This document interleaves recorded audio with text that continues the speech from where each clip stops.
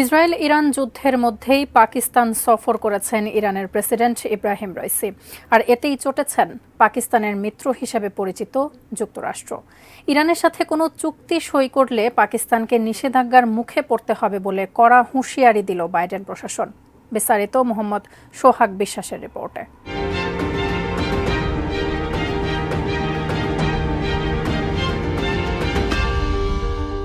3 দিনের সফরে ইরানের প্রেসিডেন্ট ইব্রাহিম রাইসি এখন পাকিস্তানে। ইরানের প্রেসিডেন্টের এই সফরে ইসলামাবাদের সঙ্গে বেশ কিছু দ্বিপাক্ষিক বাণিজ্যিক চুক্তি স্বাক্ষরের কথা রয়েছে। পাকিস্তান সফরের মধ্যেই ইসলামাবাদকে নিষেধাজ্ঞার হুমকি দিয়েছে ওয়াশিংটন। মঙ্গলবার যুক্তরাষ্ট্রের পররাষ্ট্র মন্ত্রণালয়ের এক মুখপাত্র বলেছেন, কেউ যদি ইরানের সঙ্গে কোনো প্রকার বাণিজ্য চুক্তি করতে আগ্রহী হয় সেক্ষেত্রে এ সম্পর্কিত কোনো পদক্ষেপ নেওয়ার আগে সম্ভাব্য নিষেধাজ্ঞার ঝুঁকি সম্পর্কে সচেতন থাকার পরামর্শ দিচ্ছি আমরা।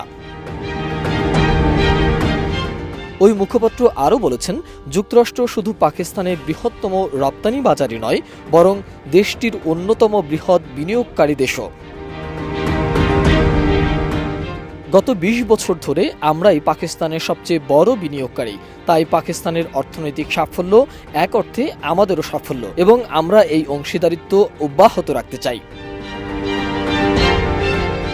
তিনি আরও বলেন, আমি পাকিস্তানকে স্মরণ করিয়ে দিতে চাই, মার্কিন নিষেধাজ্ঞা কিন্তু ঢালাও নিষেধাজ্ঞা।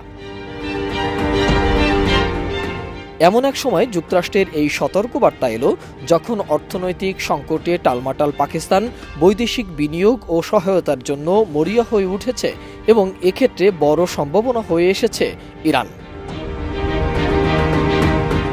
তাছাড়া পাকিস্তান সবসময় ইরানকে ভ্রাতৃসুলভ দেশ হিসাবে মনে করে। চলতি বছরের জানুয়ারির দিকে দ্বন্দ্বে জড়ালেও প্রতিবেশী দুই দেশ শীঘ্রই তার মীমাংসাও করে নেয়।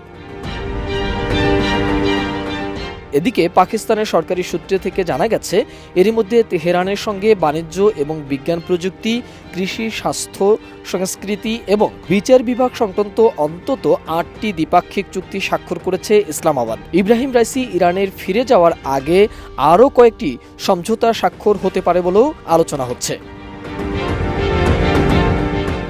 এর আগে ইরানের প্রেসিডেন্ট ও তার সফর সঙ্গীদের পাকিস্তানের প্রধানমন্ত্রী হাউসে নিয়ে যাওয়া হয়। সেখানে তাদের গার্ড অব অনার দেয়া হয়। গত 8 ফেব্রুয়ারি পাকিস্তানের সাধারণ নির্বাচনের পর দক্ষিণ এশিয়ার এই দেশটিতে এটি প্রথম কোনো রাষ্ট্রপ্রধানের সফর। পরে ইরানের প্রেসিডেন্ট এবং পাকিস্তানের প্রধানমন্ত্রী শেহবাজ শরীফ আর্থ ডে উপলক্ষে প্রধানমন্ত্রীর বাসভবনে একটি চারা রোপণ করেছে। পাশাপাশি পর্যায়ক্রমে বিভিন্ন ক্ষেত্রে সহযোগিতার জন্য দুই দেশের মধ্যে সমঝোতা স্মারক অনুষ্ঠানেও যোগ দেবেন তারা। মোহাম্মদ সোহাগ বিশ্বাস, desk report, ATN news. She is brave. She is free.